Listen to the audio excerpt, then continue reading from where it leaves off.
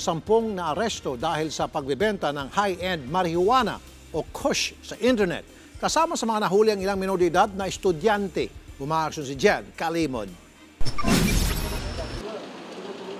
Napatakip na lang na mukha si alias Trops at 4 pa niyang kasama nang maaresto sa buy-bust operation sa Ballesteros Street sa Mandaluyong kagabi. Nagtitinda raw sila ng kush o high-end marijuana online. Ang ilan sa mga nahuli, mga estudyante pa na edad 22 hanggang 24 anyos. Bibili rin kayo kay Trops? Opo. Ng kush? Opo. Magkano binibili? Nasa 1,000 po. Talo ka lang po sa Messenger. Tapos? Ayun lang po, naghahanap lang po ng group chat. Sino madalas bumibili sa'yo? Mga estudyante po. Nakuha sa grupo ang higit 100 gramo ng kush na nakakahalaga ng 168,000 pesos. Sa kondominium naman na ito sa Pasig, arestadong isang alias Boss na nakikipagtransaksyon din daw sa internet.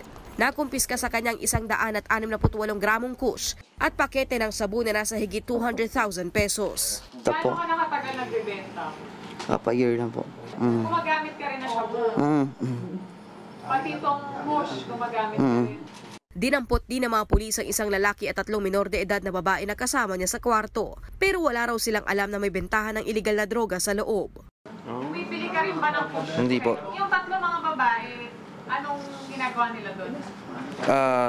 Naglalaro lang din po, PlayStation po.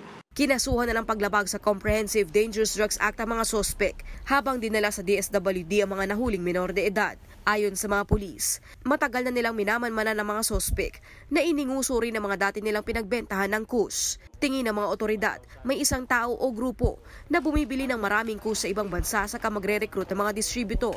May pinapasok sila na mga messenger, tapos may sama sa group chat. And then, yun na nga po, may may mga password sila na sila lang po nakakaalam doon sa mga mga communication nila.